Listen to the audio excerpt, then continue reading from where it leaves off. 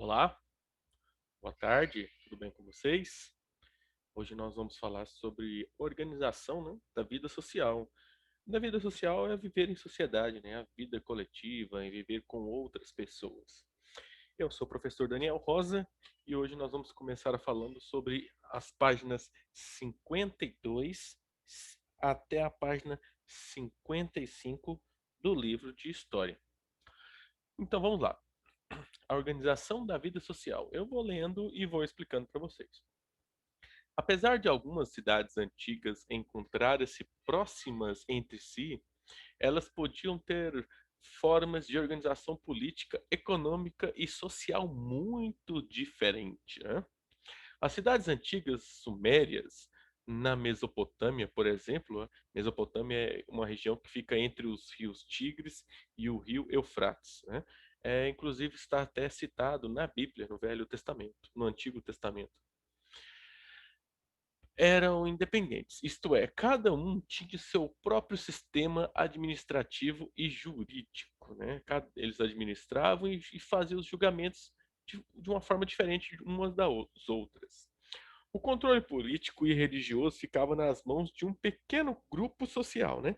De uma pequena parte da sociedade, enquanto a maior parte da população trabalhava nos campos e não participava das decisões políticas. A maioria das pessoas naquela época trabalhavam onde? No campo, né? Que nas fazendas, nas roças, e não participavam da vida política, não participavam das decisões que era tomada na cidade. Os sumérios eram politeístas, ou seja, acreditavam em vários deuses. Ó, repare bem essa palavra aqui, ó, politeístas. Muitas sociedades passadas, né? Inclusive até hoje ainda há algumas, mas muitas sociedades que foram lá do tempo do Velho Testamento, eles não eram monoteísta. Monoteísta é o que nós somos hoje, que nós acreditamos em apenas um Deus. Eles eram politeístas. Eles acreditavam em vários deuses. Então vamos lá, ó. No Egito Antigo, a administração era dividida entre várias cidades, chamada de nomos, que era o nome das administrações, né? Que tinha um chefe local que pertencia à elite. A elite são o quê? São as pessoas de melhores situações econômicas e financeiras. As cidades não eram independentes e faziam parte de um grande império governado por um faraó, né? Que é o faraó é como se fosse o rei do Egito, que representava ao mesmo tempo o poder político e religioso. As principais atividades econômicas eram a agricultura e a criação de animais. Os camponeses, né, que são as pessoas que vivem no campo, daí vem o nome de camponeses. Os camponeses, artesãos e as pessoas escravizadas realizavam a maior parte do trabalho no campo e na cidade. Artesão é que faz o trabalho à mão na cidade. Os egípcios, como os sumérios, eram politeístas e sua sociedade também possuía uma hierarquia social rígida e desigual. Então, ó, os egípcios, como os sumérios, eram politeístas, então, ou seja, eles acreditavam em vários deuses. Os sumérios, os egípcios acreditavam em vários deuses. E a sua sociedade também possuía uma hierarquia social. Que é isso, hierarquia? É como se tivesse a sociedade fosse dividida em cargo. Tem o cargo mais alto, tem outro mais alto, mais alto, mais alto, mais alto. Então, cargo, por exemplo, é, igual na hierarquia militar. Começa como soldado, depois vai para sargento, vai cabo, tenente. Isso aí é uma hierarquia, né? Não são cargos maiores que os outros. Tanto os egípcios quanto os sumérios exercem grande influência cultural em outras cidades, com as quais realizavam trocas comerciais. Eles trocavam coisas, né? Por exemplo, eu tenho muita cevada, eu quero trocar por trigo. Aí eles iam lá e trocavam cevada por trigo, entendeu? Por meio desse contato, algumas cidades assimilaram costumes e aspectos da cultura egípcia, como a escrita e as artes. Assimilável é o seguinte, ó, eles, como eles viviam em muitas sociedades, eles acabavam pegando um pouco daquela cultura, né? Pegando um pouco daquela tradição, pegando um pouco daquelas coisas que eles faziam. Por exemplo, aqui, ó, tá vendo essa imagem aqui? Essa imagem aqui que mostra eles no campo. Essa aqui é o detalhe de uma pintura em parede representando camponeses em plantação. Repare que eles têm gado puxando arado, tem pessoas cortando, tem pessoas colhendo, juntando. Essa região ela é uma pintura da região de Luxor, no Egito, né? Cerca de 3.200 anos atrás, muito tempo atrás, né? Antes de Cristo ter nascido. Repare que homens e mulheres trabalhavam na produção agrícola e artesanal, preparando artesanato, alimentos e vestimentas. Ó, aqui trabalhava no campo, aqui também trabalhava no campo e aqui era o campo. Aqui não, ó, aqui já eles não estão no campo, esse homem e essa mulher. Eles estão na cidade fazendo objeto com as mãos, entendeu? E isso é chamado de artesanato. Aí vocês vão responder essa página para nós aqui, ó, na página 53.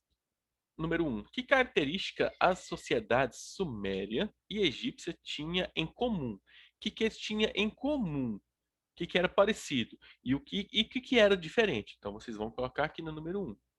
2. Observe a imagem a seguir, leia o texto e responda a questão. Os zigurates eram grandes templos em formato de pirâmide, ó. Esse aqui é um templo. O que é templo? É onde eles iam fazer os cultos aos deuses dele.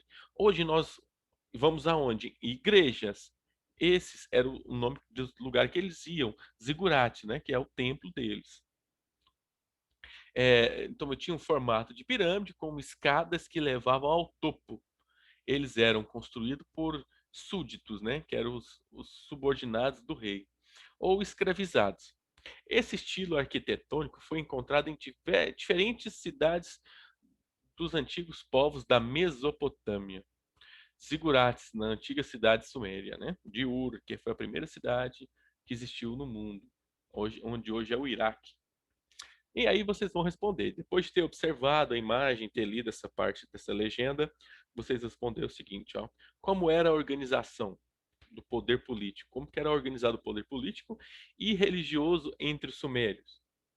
É possível relacionar a construção dos zigurates a esse contexto? A esse contexto, assim, como que aconteceu a organização política e religiosa, se é possível relacionar com os zigurates, com a construção dos zigurates. Vocês vão escrever aqui. Número 3. Marque V para verdadeiro e F para falso nas sentenças abaixo. As cidades egípcias se desenvolveram no entorno do rio Nilo? Se é verdadeiro, V. Se é falso, F. Aí vocês vão ler as outras. Isso aqui é só vocês lerem e fazer a interpretação. Página 54. Fontes históricas para conhecer as cidades antigas. Ó, fontes históricas, né? Fontes. Então, geralmente é algum documento, algum objeto, alguma pintura, alguma escultura. Tudo isso aqui vai ajudar a conhecer como que era o passado naquela época. Os documentos escritos são importantes fontes para compreender o cotidiano, né? O dia a dia das primeiras cidades. A escrita desempenhou um papel fundamental na organização social, pois possibilitou estabelecer leis, contratos comerciais e registros fiscais, financeiros, né? Além disso, conhecimentos e técnicas também foram transmitidas por meio da escrita. Então, aqui ele está falando que a escrita ela é a base para nós mantermos um registro histórico, né? Para nós passarmos a nossa história para futuras e futuras gerações, para conhecer como que nós vivíamos. Escrita e costume, Mesopotâmia. Na Mesopotâmia viveram vários povos, como os sumérios, os acádios, os assírios e os babilônios. Se você acompanha a Bíblia, se você gosta de fazer a leitura da Bíblia, esses povos estão lá no também citado aonde? No Velho Testamento, no Antigo Testamento. Ali, principalmente em Gênesis, fala alguma coisa. Gênesis, os 5 primeiros da Bíblia, né? O livro da Bíblia que é o chamado de Pentateuco. Eles partilhavam alguns elementos culturais, mas tinham línguas e costumes diferentes. Então, essas sociedades tinham as línguas diferentes, né? Não falava igual, por exemplo, o Brasil fala português, a Argentina fala espanhol, a Guiana fala inglês, os Estados Unidos fala inglês. As línguas também eram diferentes, né? Há cerca de 3.800 anos, o rei babilônico Hammurabi conquistou vários territórios também da Mesopotâmia. Com o intuito de unificar os costumes, ele organizou o Código de Hammurabi, né? Que é um conjunto de lei que estabeleceu regras para a vida em família, as relações de trabalho, as trocas comerciais, os crimes, entre outros. Esse documento é uma fonte importante para o estudo das sociedades antigas. Esse Código de Hammurabi é um conjunto de leis. Desculpa. Esse Código de Hammurabi, ele é um conjunto de leis, né? Ele serve para as pessoas seguirem, se orientarem, e foi muito usado naquela época. Inclusive, tem uma expressão que fala assim, ó, olho por olho, dente por dente.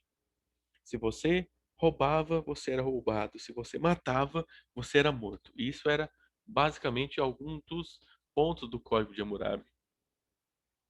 Aqui está uma escultura, né? Coluna de pedra do Código de Hammurabi, peça de 2,25 m de altura.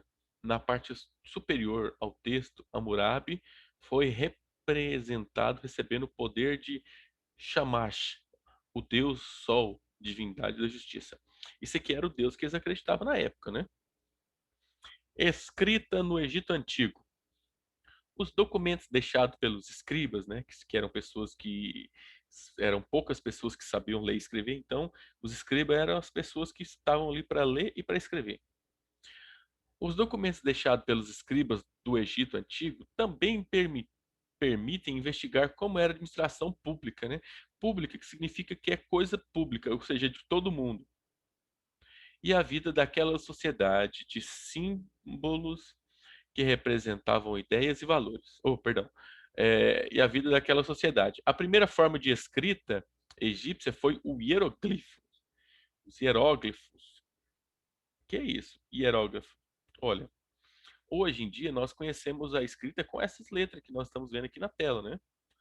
Mas na sociedade egípcia antiga, eles escreviam através de hieróglifos. Hieróglifos são símbolos, são sinais que eles usavam. Não eram letras como nós conhecemos hoje, eram sinais, um composto de um conjunto de símbolos que representavam ideias. Um símbolo representava uma ideia inteira, pode ser até uma frase. Apenas os faraós, os funcionários da realeza, né, que é os funcionários do faraó, os sacerdotes, que são como se fossem nossos padres e pastores hoje, e os escribas sabiam ler, sendo os escribas considerados muito importante pelo registro dessa cultura. Muitos documentos egípcios eram escritos em papiro, um tipo de folha de uma planta que era comum naquela região da África. O papiro é um pergaminho, né, usado naquela época. Ele era mais grosso do que o papel, não existia papel naquela época. E aqui, ó, está representado o quê? Um escriba sentado, né? E com aqui, ó, um pergaminho na mão, escrevendo, tal. E aqui, ó, material de trabalho dos escribas, que era usado para poder escrever, né? Para poder escrever os hieróglifos dele, né? Colocar os símbolos.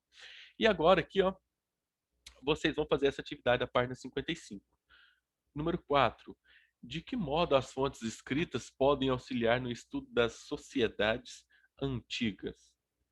Como que você acha de que modo, né? De que modo as fontes escritas, né? Os documentos escritos podem auxiliar nos estudos das sociedades antigas. Número 5. Observe as imagens e assinale qual é o tipo de fonte histórica de acordo com a legenda abaixo. Aqui, ó. Letra A, né? Fonte material. Ah, perdão. Aqui vocês vão colocar V para fonte material visual e VE para fonte material visual e escrita. Aqui na letra A, essa fonte aqui. Aqui está representando aqui a estátua do faraó Ramsés II, que reinou no Egito há mais de 3.000 anos. Ela é uma fonte só visual? Ela é uma fonte visual e escrita? Essa figura aqui? É visual e escrita? Essa figura? Aí você vai colocar aqui. Se for só visual, V. Se for visual e escrita, VE. Aqui, ó. Coluna de pedra de Marduk na civilização babilônia em cerca de 2.900 anos. Aqui, nessa imagem aqui, tem, tem uma fonte visual. Claro, se nós estamos vendo é porque é visual. Tem alguma escrita aqui dentro dessa figura? Dentro dessa imagem? Se você acha que aqui tem alguma escrita, vai colocar o quê? Fonte visual e escrita, que é VE. Se você acha que não tem, ó, coloca só V. Aqui novamente, ó, olha na parede aqui, tem uns hieróglifos, ó. Aqui está a fresco representando músicos egípcios de cerca de 3.000 anos. Aqui você vai fazer isso que eu te falei. Você vai olhar as imagens, você vai colocar V para somente fonte visual e VE para fonte visual e escrita. Qualquer dúvida, se vocês precisarem, estamos aqui à disposição. Fiquem com Deus e até a próxima.